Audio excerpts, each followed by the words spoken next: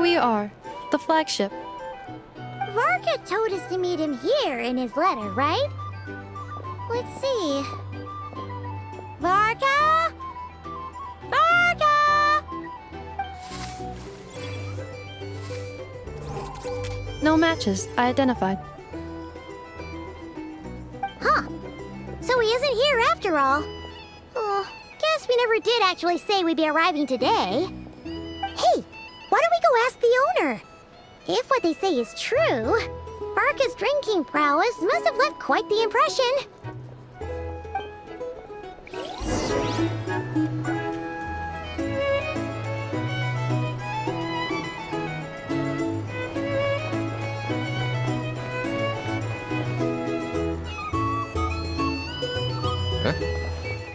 Well, well. If it isn't the ineffable Inefa. Hello there, Demyon. You know each other? Of course! Inefa's a regular here at the flagship. So, robots are into booze too? Not at all. The energy conversion efficiency of alcoholic drinks is very low, and most of them are full of impurities. Still, I can affirm that your berries and fried meat deserve a solid 9.12 out of 10. It has Aino's approval too. Funny that you should mention that. While you were away in Natlan, Varka would come in here every day to pick up a serving of berries and fried meat for Aino. Aww. He must have been worried sick that she wasn't eating properly on account of being so hung up about Inefa being gone. Actually it's 'cause Varka found out that Aino went wild after Inefa left, gorging herself on snacks she normally couldn't get her hands on. So it was more worry that she wasn't getting a balanced diet. I think I might have just put my foot in it.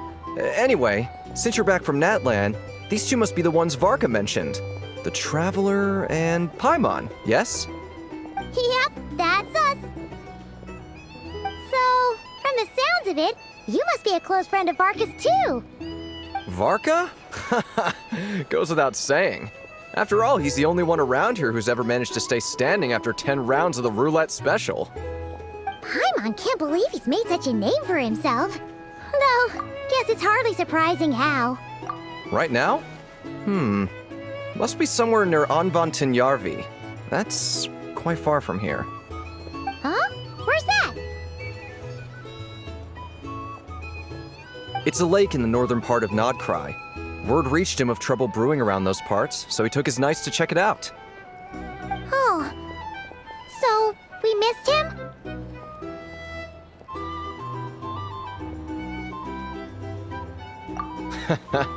Varka knew you'd say that. So he specifically told me to make sure you stayed here and enjoyed yourselves. He sends his assurances that everything's under control. Well, if he's that confident, guess our only option is to accept. Anyway, it's not like there's any special cause for concern. He is the Grand Master, after all. Exactly. Plus, not only has he booked you into our finest room, he's paid for it in advance, too. Whoa! It's so generous of him!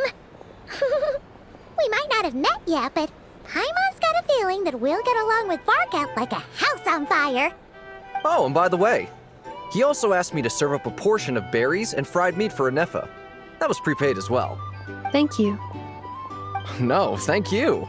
I'm the one who should be grateful for your business. Traveler, Paimon, why don't you go ahead and drop off your luggage? I can use this time to go pick up some components that Aino asked me to bring back. Sure thing.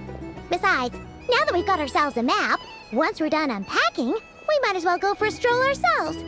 Why don't we meet up again later? Oh. So you no longer require navigational assistance? No worries, we should be fine. We've got a rough idea of our way around town, so Paimon's reasonably confident we shouldn't get too lost. Thank you. This translates into an approximate time saving of 30%, meaning I will be able to see Aino about 45 minutes earlier than previously projected. Oh, right. You must miss her a lot, too. In that case, we better get a move on.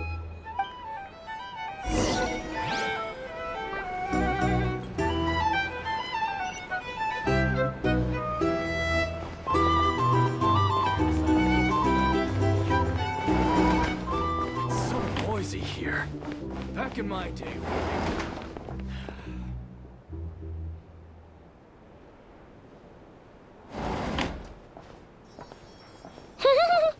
Feels pretty nice having someone sort out our food and lodging for us, huh? But is this really the flagship's best room? It's pretty big, make no mistake, but it looks a little... You mean it's got something to do with Nodcry's history? Oh, that makes sense. But what exactly was this calamity?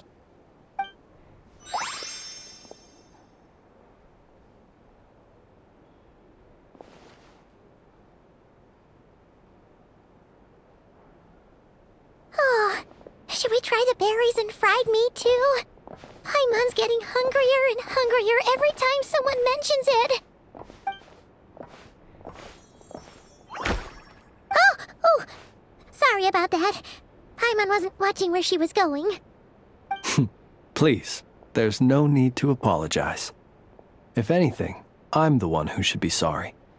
Clearly, I shouldn't have gotten lost in my thoughts in the middle of a hallway. Wait a sec. Are you staying in the room next to ours? Ah, quite the perceptive one, I see. First things first, allow me to introduce myself.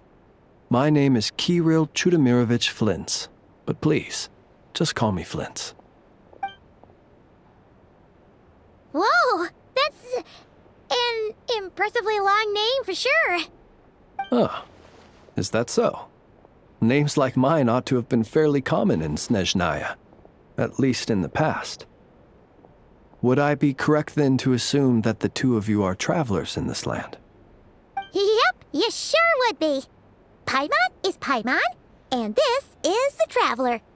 We've been to a bunch of nations our... What a rare honor it is to meet such worldly travelers. Are you here for travel too? If only I had the time to spare. No, I'm just staying the night. Oh, so you're here for business? That's certainly one way to put it. I'm a Ratnik of Nodcry, normally stationed near the burial grounds to the north. My sole cause for being here today was to repair this lantern of mine.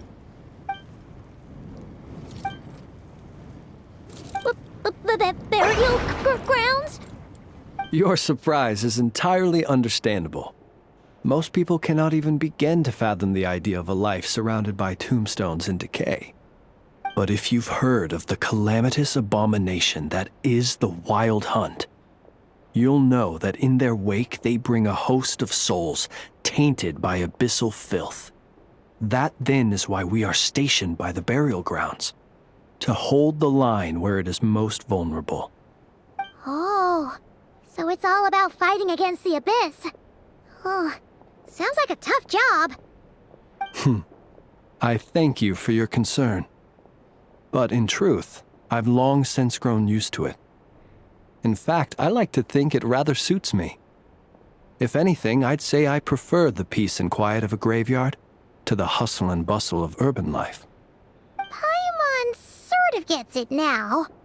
But even so, she's still pretty sure she could never get used to living in a graveyard herself. For one thing, she'd be too scared to fall asleep at night. Oh, I assure you, there's no need to worry on that account. The kind of ghosts you find in cemeteries aren't too big on talking.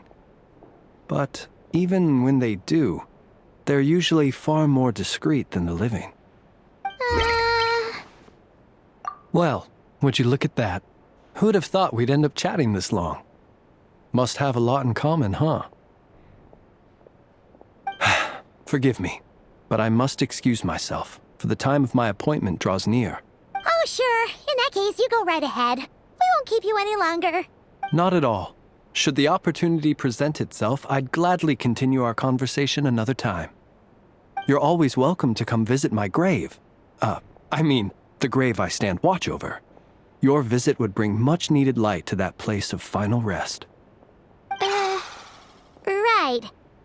Well, if we get the chance. Then allow me to wish you a traditional Ratnik's farewell. See you by the graveside.